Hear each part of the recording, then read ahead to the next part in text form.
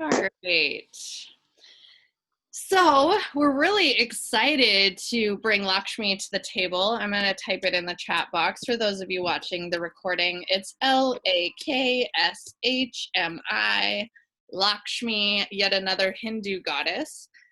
If you're down with Hindu goddesses, if you're liking what we've done so far with the Hindu goddesses, definitely get Awakening Shakti. It's on Audible. It's in a paper copy. And then you can also get the meditations on Audible.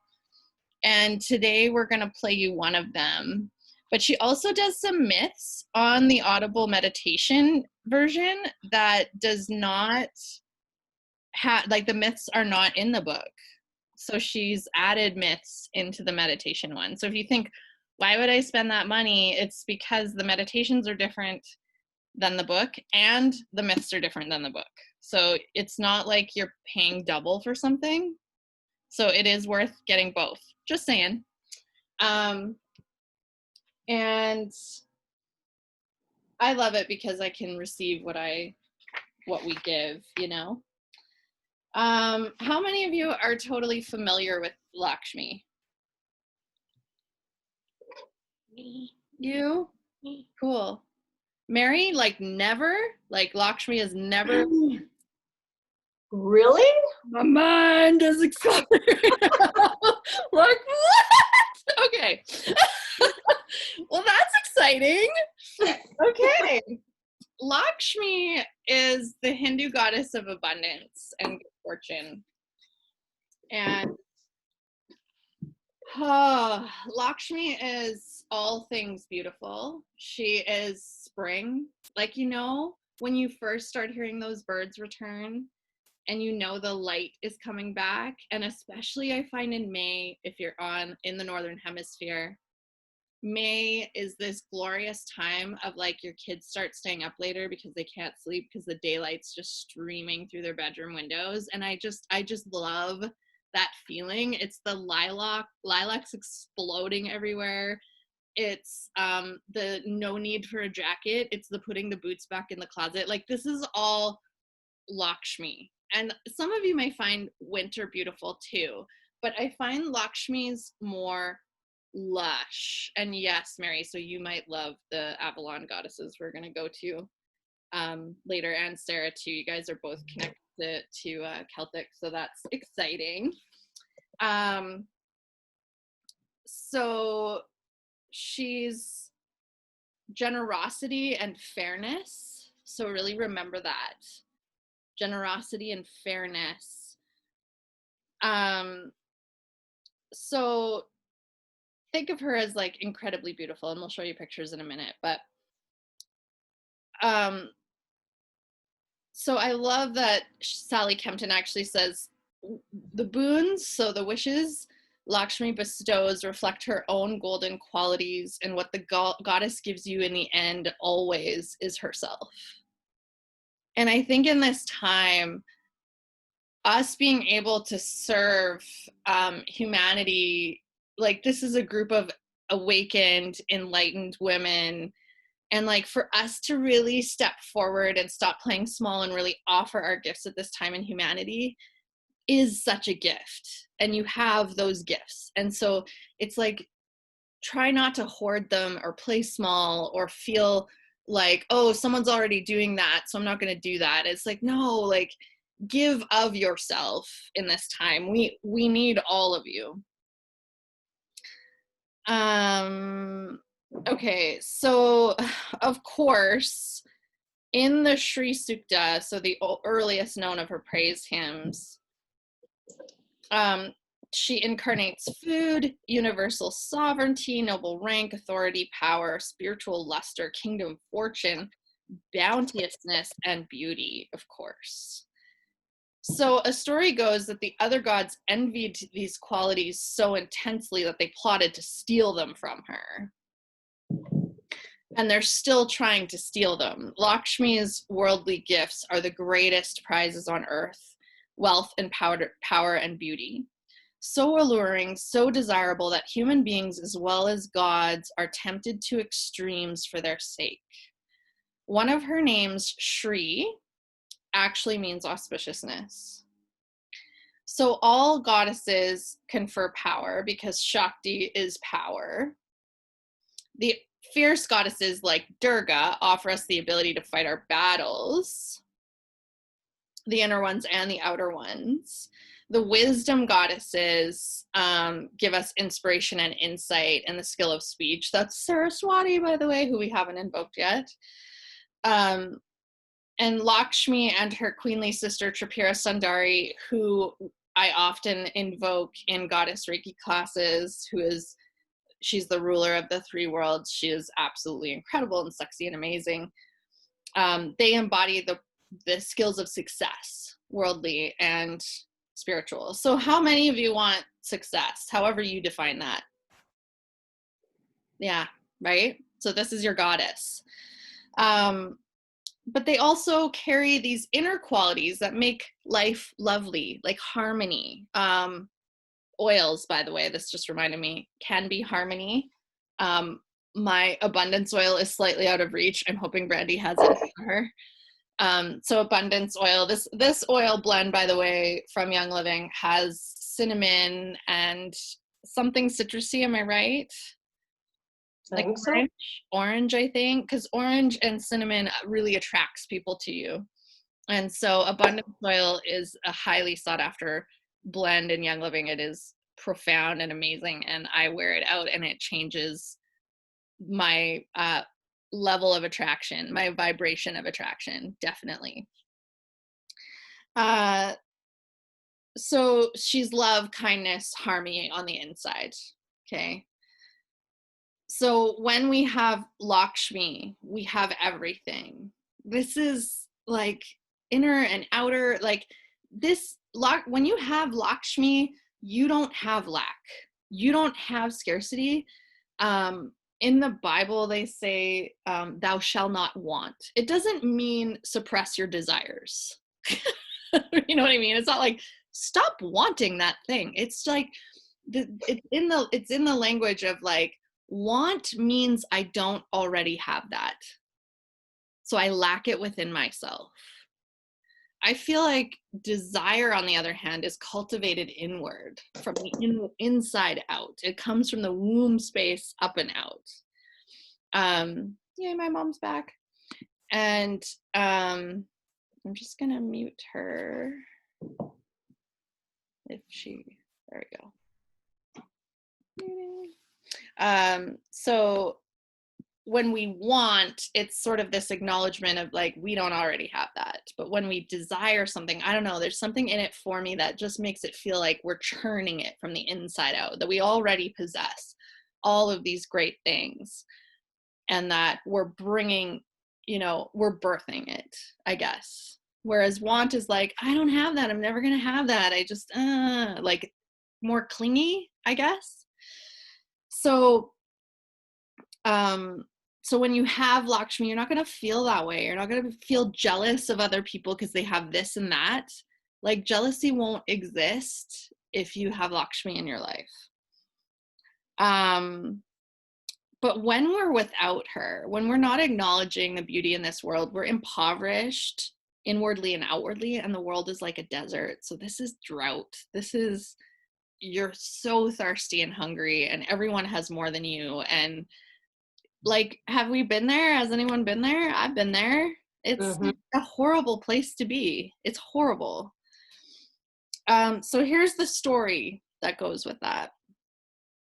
Indra, the king of gods, is riding his celestial elephant through the glorious kingdom of the gods. Indra has the natural arrogance of an absolute ruler. He's proud of his royal status, proud of his warrior prowess, proud of the rich offerings and the sacrifices he receives from sages. Pretty much, he's having a good day. As his procession moves in its slow progress, he sees the sage Durvasis standing before him with matted hair and road dust covering his body. He holds a dusty garland. Indra calls Durvasis, I bring you a great blessing. This garland appeared before me after meditation, and an inner voice told me to offer it to you. It contains the very essence of auspiciousness, Shri. That's her name. They're like her seed sound. And prosperity, guard it well. Indra leans down and takes the garland. He offers a respectful but absent-minded salutation to the sage. Then, without waiting until he's out of sight, he just drops the garland over the elephant's neck. Durvasis stands for a moment shocked at Indra's carelessness with what, after all, was a divine gift. Then he utters a curse. Just as you dishonored auspiciousness, auspiciousness will abandon you, he says. The moment Durvasis speaks, every flower in Indra's kingdom wilts, every tree droops. The garland you see was the form of Lakshmi herself, the goddess of abundance, auspiciousness, and all-around goodness. Her flowering form represented the flowering of the natural world, and the sage had offered it freely to Indra. When the king of the gods dropped the garland so carelessly around his elephant's neck, Lakshmi simply disappeared from the three worlds. With her went beauty, fertility, and the luster of every realm and every being. It wasn't just that the crops stopped growing. Every form and expression of goodness dried up like an abandoned lake. Prayers and sacrifices stopped. The sages no longer had the will to perform them.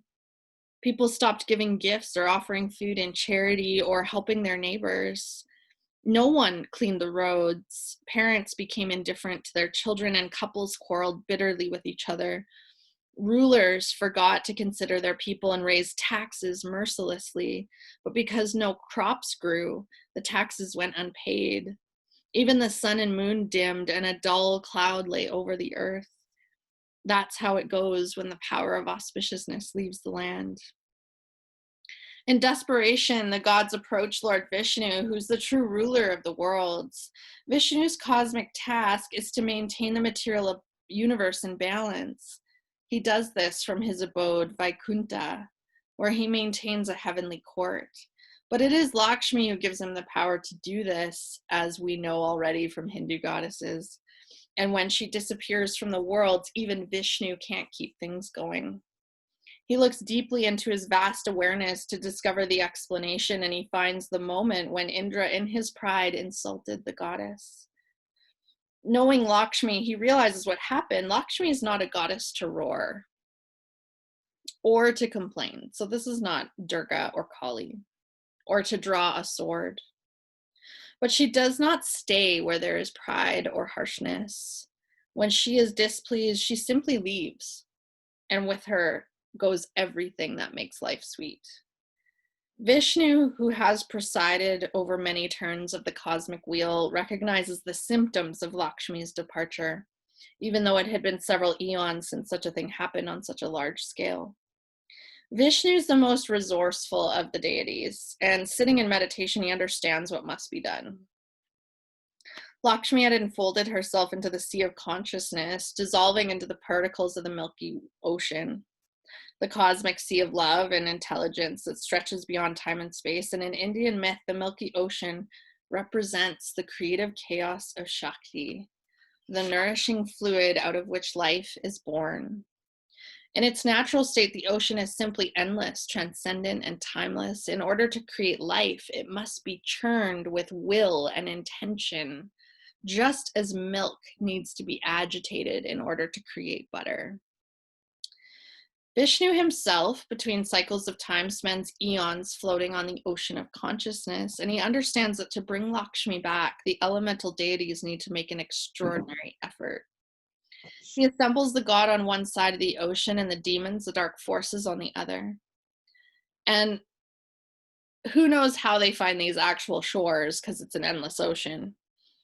But, anything's possible. So Vishnu then calls forth out of his being two of his cosmic animal forms. So he takes the body of the great serpent Vasuki, and he becomes the rope that pulls the churning stick.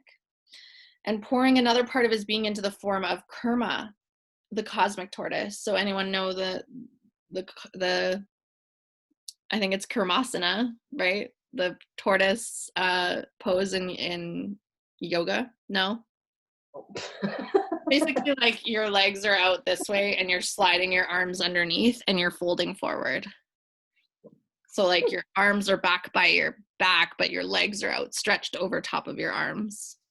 I can't demo it right now, but yeah, that's the tortoise pose. Anyway, so that's kind of what Vishnu's doing. Where was I?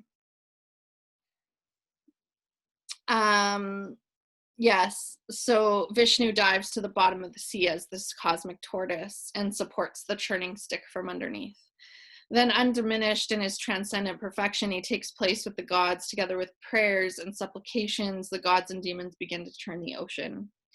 So many amazing and luminous gifts come out of the churning, and I really want you to pay attention to this part of the myth. But those are for another time and story, and I will tell you a little bit about that story because I think it's relevant to today. So the important thing is that as the waters swirl into vast waves, the figure of Lakshmi slowly rises up out of the center into the whirlpool, and she stands gracefully on a lotus, her glorious skin gleaming, her lustrous hair flowing to the waist, her huge almond eyes and honeyed lips. I'll get Brandy to hold up her picture. Are features so refined and so beautiful that gods and demons gasp. She's soft ivory gold, the color of a lotus, and her breasts, according to the verse that describes her form, because there is not a verse that does not describe their breasts, are round, high, and close set. I don't know why it's like, anyway. Because it's like, it's life-giving. Really the food of life, like, you know, mother, goddess, like, yeah. I'm gonna have to check out the Hindu crones and see if they also describe their breasts. I'm actually not too sure about that. Anyway, we'll see if like Dhumavati or, yeah, anyway. So she wears a white garland and a rosy silk, and her hair is dark and curly over her half moon-shaped forehead. Her hands are at her sides, palms out in the gesture of bestowing boons. Golden light, you're going to need to know that for the meditation. You're going to be offering some things. Golden light pours from her as gods and demons elbow each other for the privilege of courting her. She smiles her tender, lustrous smile and extends her hand to Vishnu, her eternal consort. So as Lakshmi steps from her lotus and takes Vishnu's hand, the earth bursts into flower. And I do love that image of the masculine and feminine coming together, and then it is fertile, right? The memory of love is reborn, and sages rekindle their sacred fires. The sun regains its fiery splendor, and the moon gleams full in the nighttime sky. Kings call their prime ministers to remind them of the laws of generosity. And rich people... That doesn't happen anymore. It might. We're getting into some, like she's pulling out, right? So, like, they're gonna rethink things. The sun regains its fiery splendor, and the moon gleams full in the nighttime sky. Kings call their... Oh yeah, I said that. And so rich people invite beggars to their gates to come inside and feast. And with Lakshmi's reappearance, love, generosity, sacred practices, wealth, and fertility return to the world. When Lakshmi marries Vishnu, the world celebrates a sacred marriage of masculine and feminine, the marriage of wisdom and love. And in their union, an age of order and harmony is born. Dharma itself, the principle of righteous action, is Lakshmi's gift. More than that, she awakens love in Vishnu's heart. When Vishnu is out of touch with Lakshmi, so when our masculine is out of touch with our feminine, he's rather stern, a stickler for the forms of righteous behavior, but when he gets together with Lakshmi, he softens into the masculine deity of nourishing affection. So let me just back it up a little bit and go back to that churning ocean. And this, I think you need to know. If you've ever done any abundance work, how many of you have done abundance work? I'm putting up both hands because I've done a shit ton of abundance work. What happens in that ocean that she didn't tell you is that it ends up being an ocean of poison. Okay, so they're churning it and they're churning it, and all of a sudden this poison comes up.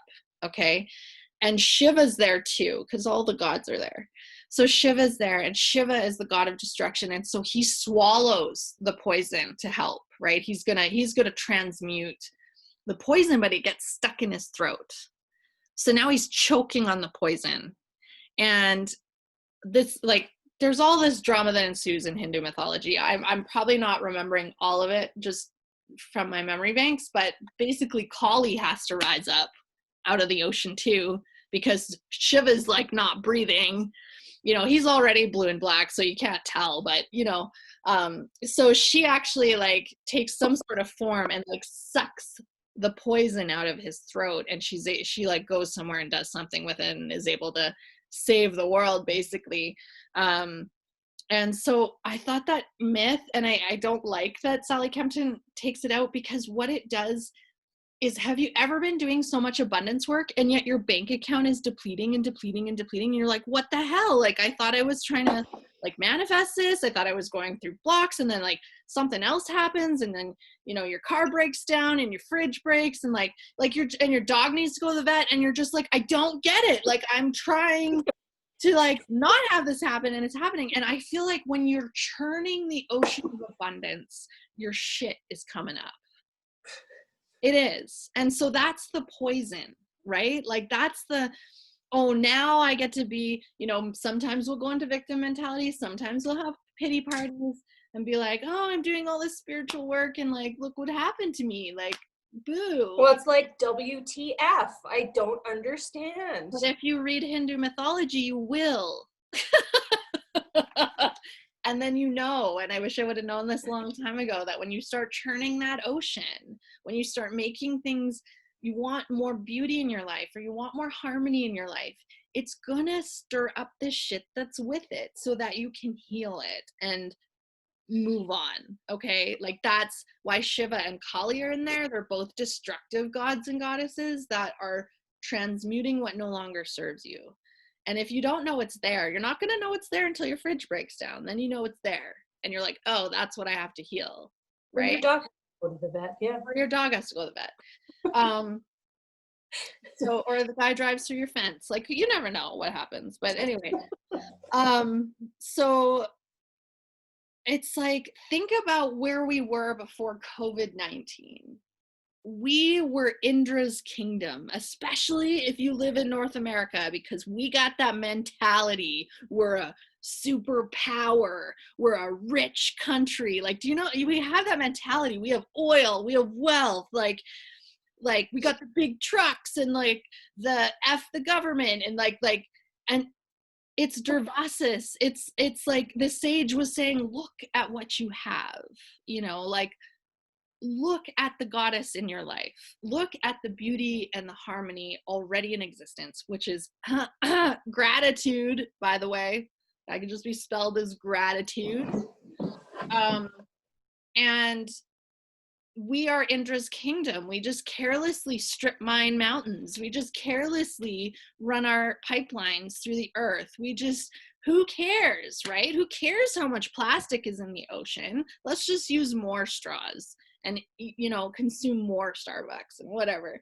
And it's like, okay, so we were Indra's kingdom, but now Lakshmi pulled out of Indra's kingdom, didn't she? And the virus came, and the pollution, you know, then we started to awaken. And I kind of feel like Lakshmi's coming back, because even my yoga teacher talks about this. She says, aren't the little things just a little more beautiful? Like, have you noticed your coffee tastes different because you're just loving that you're at home drinking coffee, you know, or that the flowers right now that are in bloom, because we've been quarantined and stuff like that, like, they just smell better and they're brighter, and you're noticing these things. So I feel like with that corrupt stuff that's happening right now, we're just seeing the beauty in just the smaller things. So I feel like Lakshmi is showing up in that way. Does that make sense to everyone? Yeah? Okay.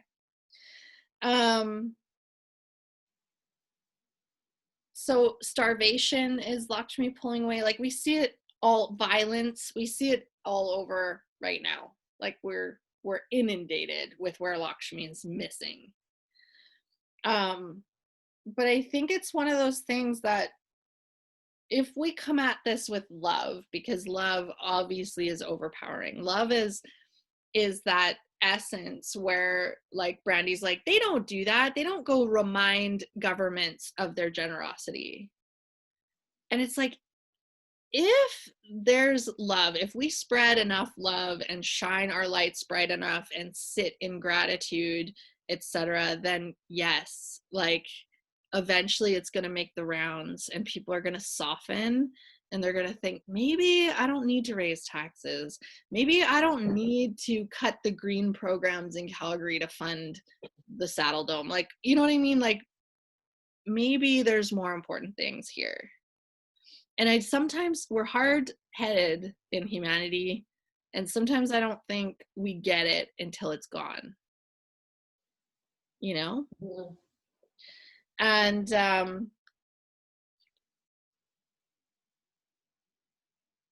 yeah. So sorry, this like sexuality word just caught my eye. So I was like, what is she talking about?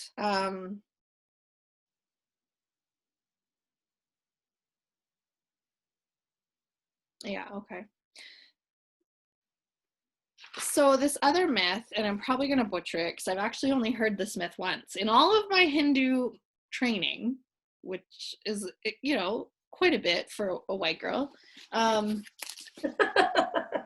True. I'm not from India, but I've only heard this myth once. So I'm going to get the essence of it, but maybe not all the details, okay? So apparently, Lakshmi decided, and I don't remember why she decided this, but she was visiting the slums. And she decided to bestow all these boons onto prostitutes and poor people. And she was like visiting them, and they were sick. And like, she was just like hanging out with them, you know? And she was giving them boons. So they were like getting better and they were getting happy and they were like all of these things. And Vishnu took issue with it. And he's like, I don't want you going to the slums anymore. I don't think that's appropriate. Like, and he's like, we work so hard. Why aren't you giving, like, we've earned it. Why are you not giving these people who have worked really hard and earned it these boons? Why are you giving it to these poor, sick prostitute people? And so that pissed Lakshmi off, okay? Because that's like entitlement, right? And he's like, what about me? You know, like that was sort of Vishnu's response. What about us? And so, which is a scarcity mindset thing. And so she took everything from them and like did what you heard in that other myth of like, she just like, everything went crappy and drought filled and like no food. And like, she was just like, I'm out. And I was really thinking about that myth because again, it's the same story. Like I forget the details, but Vishnu had to work really hard to win her favor again and like all this kind of stuff. And I just thought, I've been there. I've been, and this is where I want you to write something. I'll get to what you're gonna write, but I was thinking, like, do you have those examples in yourself where you acted like Vishnu and did the what about me? Yes. Yes. And so I want you to take a few minutes and write that story out. Like, write about when you asked, what about me? And what that felt like. And also write about that, like, even if you just jot it, that's fine. And then I want you to write down the times where even the smallest thing brought you so much joy, where you just felt like, I just don't want anything else. This is perfect. Asha, it's so funny because last night we were watching the end of Meet Joe Black. And that was, Mr. Parrish was like that. You know, it's his 65th birthday, and he just stood there and said, you know, what I want for everybody is to have everything and just like never want and not want more because they've just been so blessed and they're just so grateful for it. So it was like, yeah, Yeah. Yeah. So where have you had those moments? So I'm going to give you a few minutes to write that down.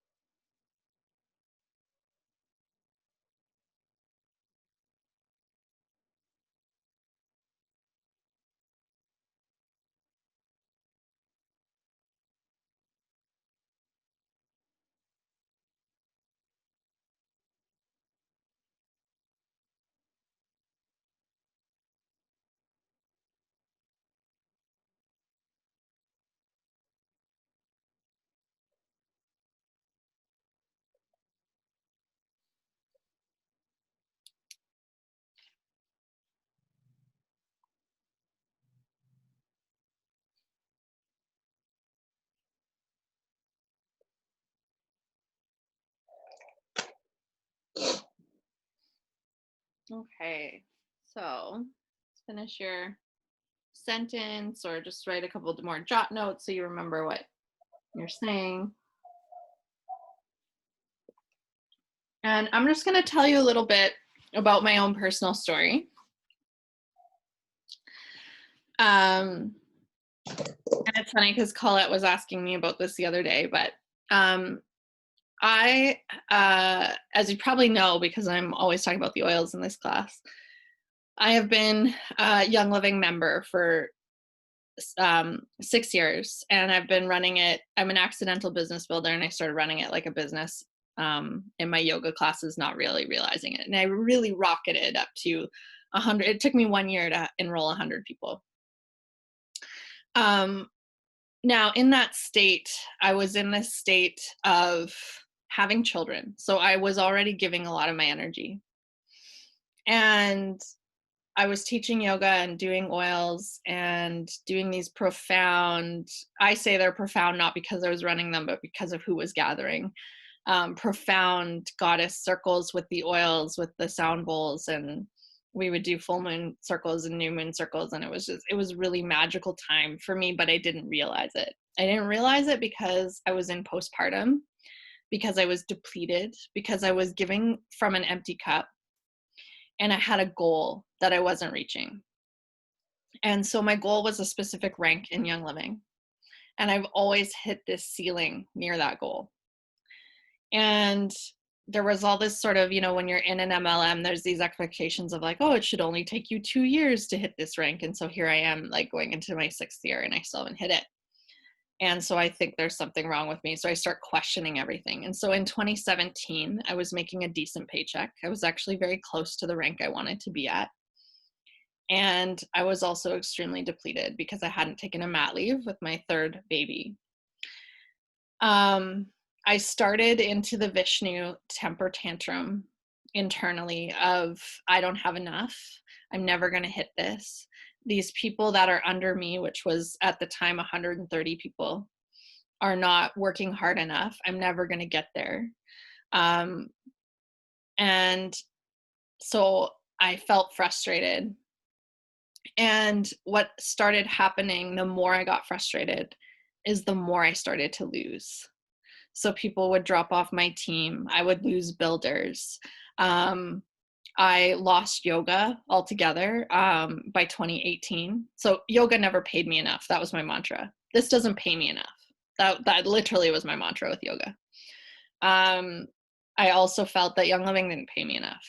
I felt like I worked so hard and why me and all this kind of stuff. And I was in this negative, freaking poisonous ocean, not really realizing that that's where I was. So everything started to fall away from me. Everything. I lost yoga. I lost all my OGV, like so much OGV. I even had it drop, like OGV is the group volume. So like what people are spending. I had it drop 500 in 1 month off one leg. Like everything was crashing and I never knew why. And so years later, now it's 2020. I have a much smaller team. Like it's still like 100 people, but it's much smaller. And I had to invite Lakshmi back into my life. I had to realize what I had. And I had so much in that time. Yoga doesn't even pay what it paid then. It can't pay what you used to get paid. And yet it was never enough. And I actually came across old paychecks and I was like, how could I have said that wasn't enough? It was so much to do what I love and have time, my own time. And so now that I've invited Lakshmi back into my life, I've done a lot of gratitude work. So I can't tell you that enough. And this whole aspect of receiving with Lakshmi, like we need to receive and fill our cups, and we need to teach or give our gifts from the overflow. Okay. That's how Lakshmi works. So I filled my cup and now my attitude is so much different. I don't have near as much as I had in 2017 financially, but I am so grateful for the team I have. I don't care whether they're doing the business or whether they're not. I just want to love on my people on that team and help them grow. And I am celebrating things like, Brandy, you'll get this. Like when someone switches their laundry soap, I'm like, that's a total victory. Right? Whereas before I'm like, no, like, where's your whole team? Where's like your 50 people? Like, you know what I mean? And my attitude is just so different. I'm like, oh, you switched your laundry soap. Like, this is a win. Like, I would call this a win, And so, so my whole attitude is different and I don't have as much as I had then. I have less, but I have so much more because I feel full and grateful and I just love the people around me. You know what I mean? And what happened yesterday is I got one new member on ER and one new member under that member. And so it's starting to like build up again. Yeah. I was like, I'm in the right abundance mindset. So, if any of you would like to share just quickly, like your experience of moving through that, or maybe you're in the poison, that's okay too. Does anyone want to share their? I will. Okay. Well, I mean, most of you know that we've been waiting for money to come that is owed, and it's really something that, because we're talking, I mean, it's 11 years old, but really for the last 2 to 3 years where it's ramped back up.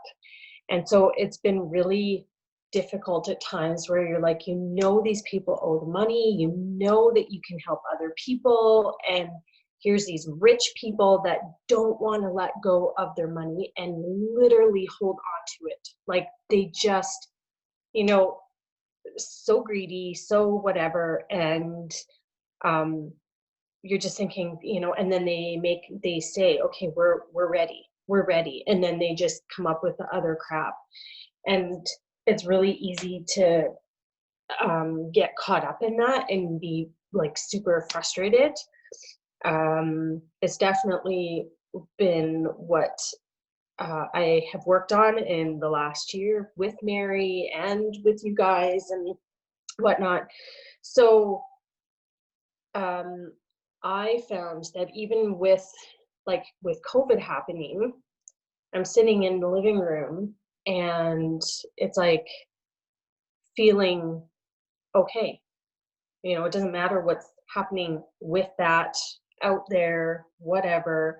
Our home is safe. We have groceries, the bills are paid, everybody's safe, and we can just be, you know, and so grateful for that, where I don't, you know, even when, and there's still stuff coming up, of course, but I don't have that emotional charge to it, that emotional, I mean, it can be annoying when they do stupid stuff, uh, but it's way more detached, right? And you know, and I'm good or happy, grateful that we have what we have. Mm-hmm. So that's amazing.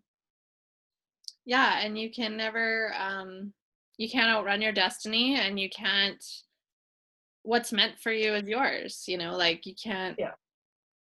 I think you can, with your mindset, sometimes postpone it, but I think like ultimately. Yeah. So if any of you others, I want to jump into the meditation, but if any of you others want to share your story, please go to Facebook and share them with us. I think this is an important aspect, and I think a lot of people with the current climate have jumped back into scarcity, and so I invite you to share those stories. I think it's totally worth talking about. And if you've, you know, blasted through ceilings, I'd love to know how you did it. Mary.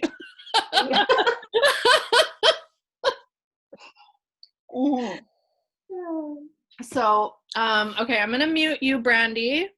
Yeah.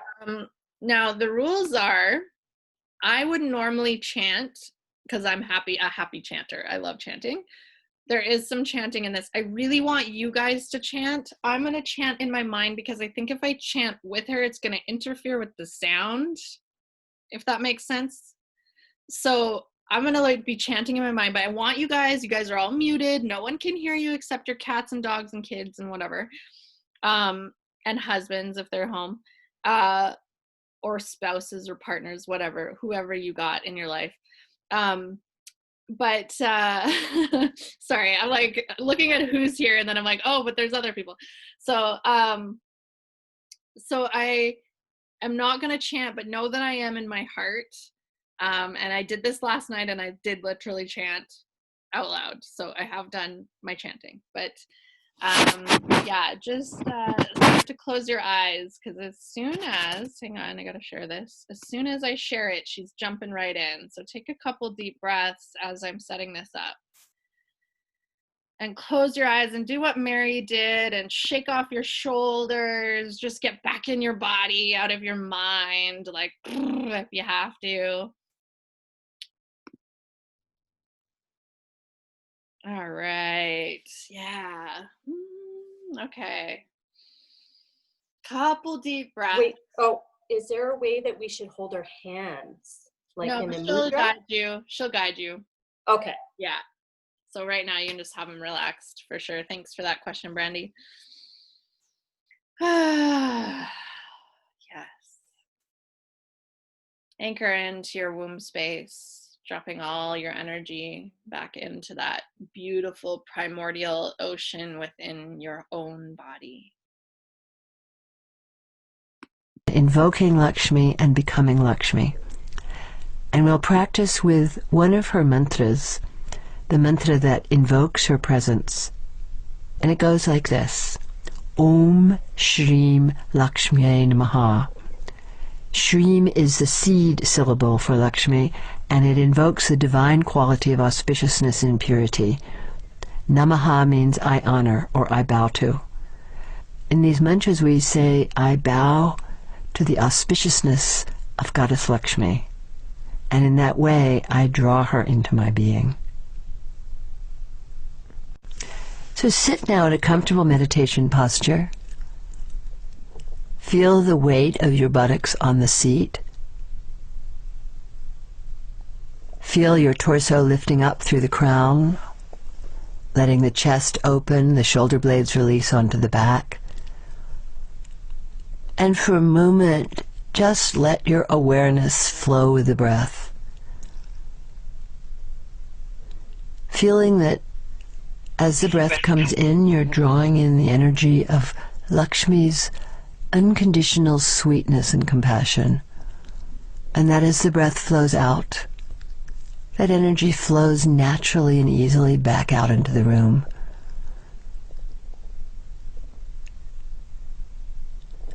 And we'll chant together 5 times the mantra Om Shrim Lakshmiyai Namaha.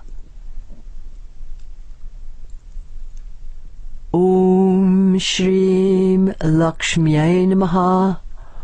Om Shrim Lakshmiyai Namaha. Om Shrim Lakshmiyai Namaha. Om Shrim Lakshmiyai Namaha. Om Shrim Lakshmiyai Namaha. And as the breath flows in and out, feel that the breath is flowing horizontally in through the center of your chest. The breath touching and gently caressing the energy of the heart, of the center behind the breastbone. And the breath flows with the mantra Om Shrim Lakshmiyai Namaha. Om Shrim Lakshmiyai Namaha. Om Shrim Lakshmiyai Namaha.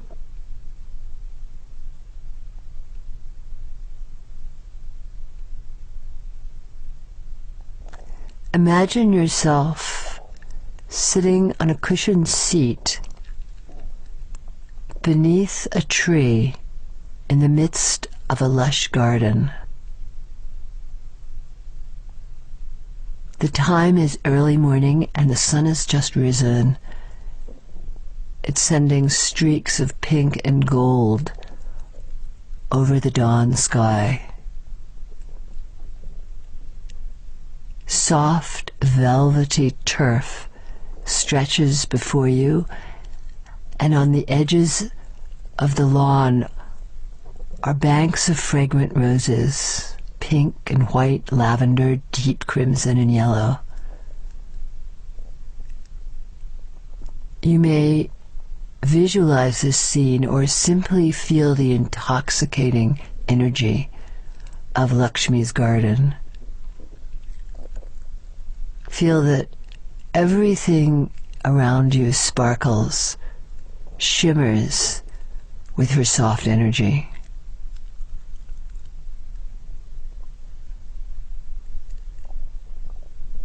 Seated before you on a golden lotus-shaped seat, you see the goddess herself. Her skin is golden, and she wears robes of a deep rose color. She's a slender, delicate face with enormous dark eyes, fringed with long lashes. She's smiling at you mischievously, flirtatiously. She looks as if she's enjoying a delicious joke. And you notice then that from her hands are streaming golden rays of light. They simply stream from her hands as if she's effortlessly bestowing blessings on the world.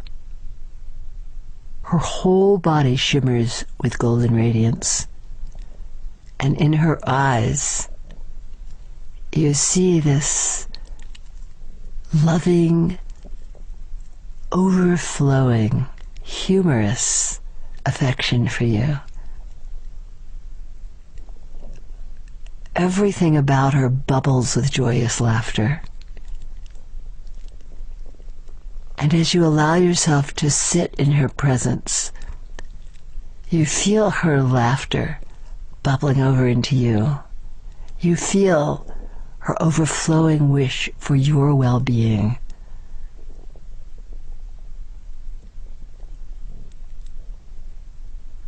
And now you see next to you a pile of rose petals, and you're moved to take a handful of rose petals and offer them to the goddess.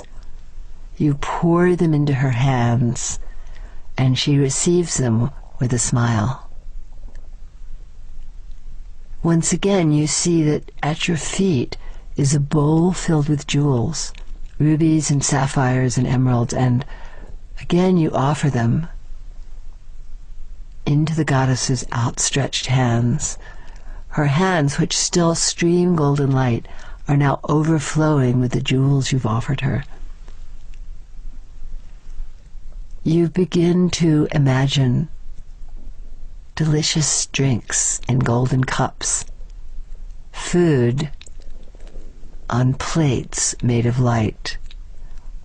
Whatever you yourself enjoy, cakes and custards, steaming piles of succulent vegetables, whatever comes into your mind, you offer to Lakshmi. And you feel that she receives it all. She receives your offerings, and then she opens her hands, and the offerings flow into the world. And as she takes each offering and offers it out, you actually feel her radiance flowing more and more fully into you. You're inhaling Lakshmi's radiance through your nostrils, through your heart, even through the pores of your body. Her golden light is flowing through your lungs, into your torso and chest.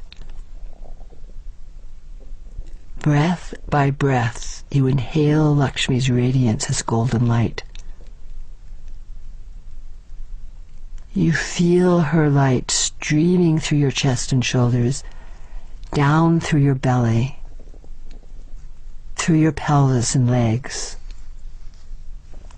Lakshmi's light, filled with sweetness and the feeling of sufficiency, flows through the organs in your lower belly and down through your thighs.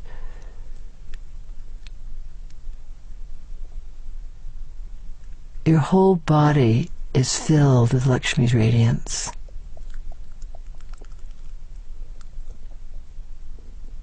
And you feel the golden radiance of Lakshmi glowing as your mind.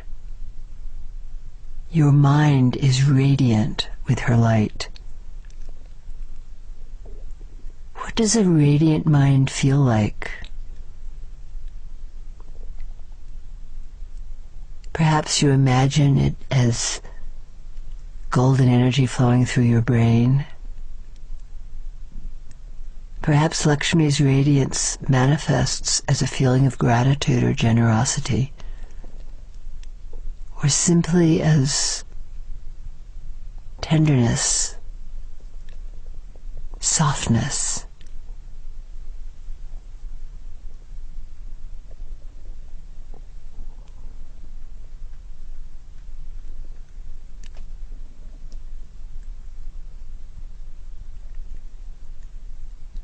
As you feel yourself, your body and mind, your heart and breath filled with Lakshmi's golden radiance, imagine yourself moving through the world as Lakshmi.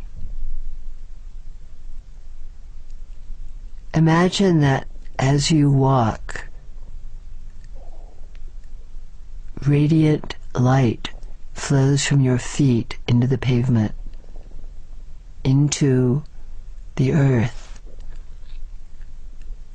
Feel that when you look at someone, that radiance flows from your eyes into that person.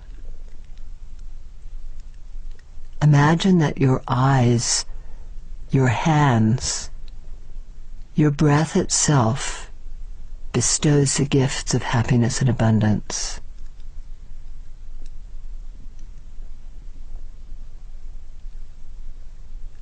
Imagine yourself as Lakshmi.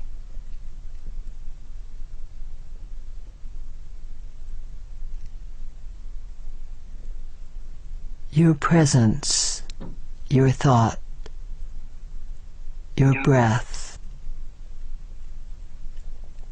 bestows blessing and gifts on everything you touch, everything you think of, everything you see. Let yourself rest in the awareness that your body and mind are filled with Lakshmi's radiance, with Lakshmi's gifts. Breathing in, receive her light. Breathing out, let it flow into the world, shedding radiance on everything it touches.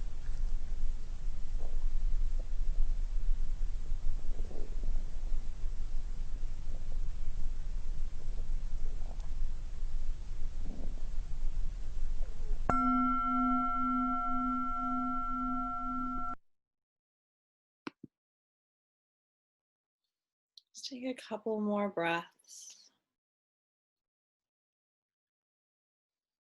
And however you want to bring yourself back, maybe that's rubbing the hands together and creating some heat, or cupping your eyes or rubbing your eyes, whatever feels good to you.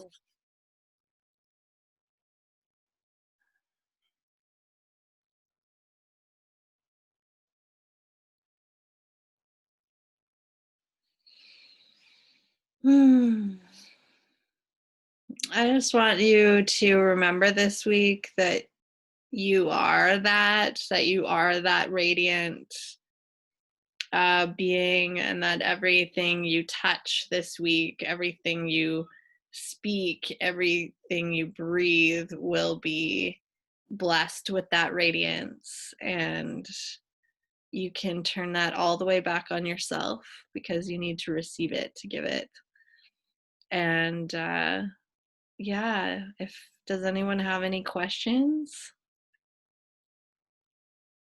Cool. Then I will let you stay and bathe in the radiance of Lakshmi. And I am so grateful for all of you in person and in the ether. And yes, have a wonderful, wonderful week. And please post any stories of abundance or transcending scarcity in the Facebook group. I would love, love, love to hear your stories. And if you want to do like live and like speak it, do it. That's totally fine too. Okay. Many, many, many, many, many freaking abundant blessings to you all. I love you. Thank you. Thank you. Love you all. Love you. Thank you. See you.